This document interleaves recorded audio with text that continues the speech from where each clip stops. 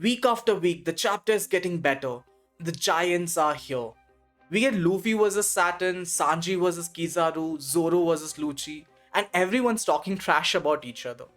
We get a mind blowing reveal about Blackbeard. Certain part of the chapter literally gave me chills. Stick around for getting some juicy reveals. Hey everyone, welcome to my channel. Today we're gonna talk about chapter 1107. In the last chapter, Bonnie finally figures out Luffy is the sun god, and she was shocked and happy at the same time. She was searching for Nika for a very long time, and out of the blue, Luffy appears. Even Bonnie gets a power up, dude. She can control the pacifist. How insane is that? I mean, she idolizes Nika and she controls a pacifist. That's a dangerous combination. Of course, Saturn wet his pants when he heard this news. And finally, we saw giants appearing. What a insane reveal we got in the last chapter. Coming to today's chapter, which is called I've Been Looking for You. Of course, that's Bonnie looking for Nika, and she finally finds him. Hype train. The cover story also caught my eye. It's Law resting up in a snowy island. So is it Oda saying Law is alright and he's healing up? Comment your thoughts below. The chapter begins with giants attacking the island, and hell is breaking out. It's no joke, these are no ordinary giants. These are the great warrior pirates. I never thought I would see them like this and right here, but it's such a eye treat.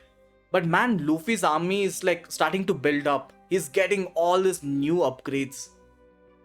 It's not only Dory and Broggy, but we also see Oimo and Kashi. It brings back a lot of memories to Annie's Lobby. Annie's Lobby is my favorite arc in One Piece. Such an amazing arc. That's still my favorite arc till date. So the giants are getting loose, and of course the marine is pissing their pants. I mean, there are vice admirals there, but do you think it's gonna stop the warrior pirates? Hell nah. This chapter has so many favorite moments for me, and one of them is definitely Usopp's reaction to the giant warriors. Usopp sees them and he's like, my master. Dude, I've been waiting for this moment for a very long time. I knew it was gonna come, and seeing it is now really surreal. Usopp's growth is gonna shoot up in Elbaf, and I'm waiting for that moment. Even Nami and Chopper are so happy to see Oimo and Kashi. I love this moment, hits in a very different way. We move to Jinbei, who's going after Zoro.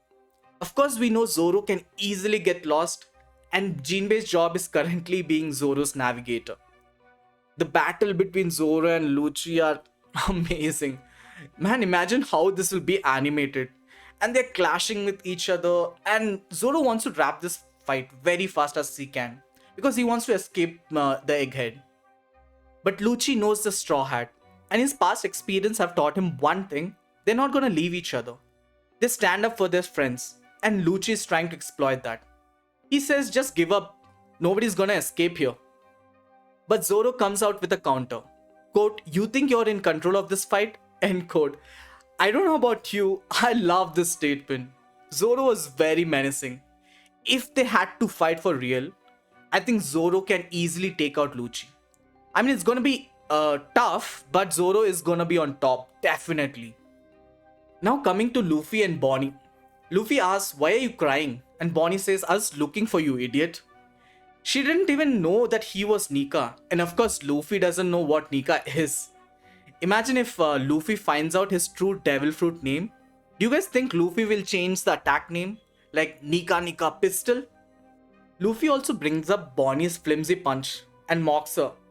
Bonnie was like, I'm just copying Nika, the way he attacks. Which is impressive if you think about it. But now if you know their age, Luffy is like kid by heart and Bonnie is an actual kid. If Bonnie ends up being a straw hat, their interaction is gonna be funny and cute, like two kids fighting. Bonnie asks Luffy, let's just trash this old spider and then they can escape. Obviously Luffy loves this plan and is like, Bonnie, let me show how to throw a punch. And he comes up with a new attack. Gum Gum Booming Dawn Gatling. Oh dude. And it sends this old ancient spider freak into another zone itself. So satisfying to see him squashed like a spider that he is. Another pain in a back comes for an attack. Kizaru is going for the kill, but Vegapunk is already in his deathbed, man. So he fires a laser, but the prince comes and blocks the attack. Sanji is here. Dude, everybody's reaction was so hilarious, especially Kizaru's. He was like, what? That never happened. Even Frankie is shocked. How can he block a laser?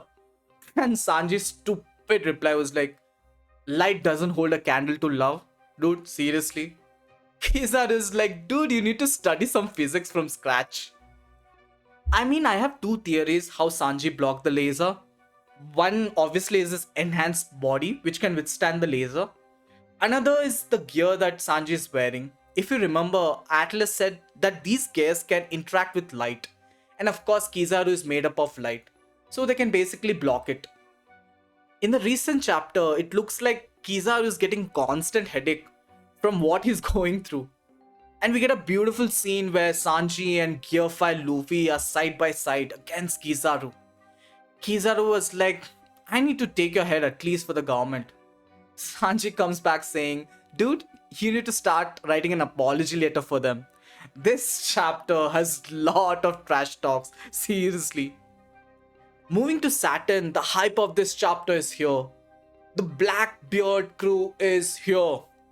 Katrina Devon and Vanguard shows up. Oda man, what are you doing to us?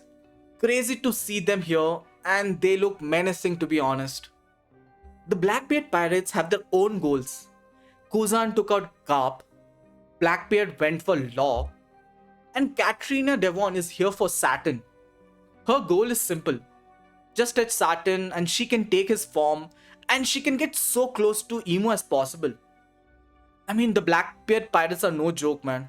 They have some crazy fruits and crazy tactics.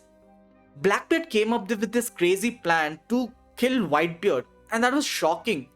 What is he up to now? Whatever it is, can't wait to see it. It would be a great challenge for Luffy. Saturn confronts Katrina Devon.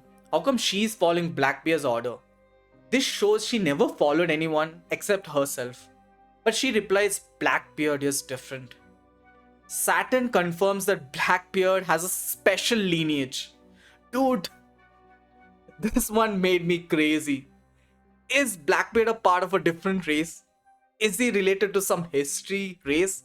Oh man, one crazy bomb after another, dude. One crazy bomb after another. Saturn asks, what are you guys up to? What do you guys want? Vanguard replies, the world. Dude, this literally gave me chills. Seriously. In the next moment, Vanguard pops away with his rap fruit. Blackbeard pirates, dude. What's happening with them? So fired to see what's gonna happen next. The last scene of this chapter was Caribou finally meets the crew he always wanted to see. His hero is none other than Blackbeard. He admires him so much and he wants to join the crew. This is getting super dangerous, as we know Caribou has a knowledge of the ancient weapons. And this falls under Blackbeard, the world is gonna go upside down. What a terrific chapter. Every part of this chapter was on fire. Can't wait to see what will happen next. We don't have a break next week, so let's just wait and watch what's gonna unfold next week. If you like my content, please like, comment and subscribe. And turn on this notification bell to get more content like this.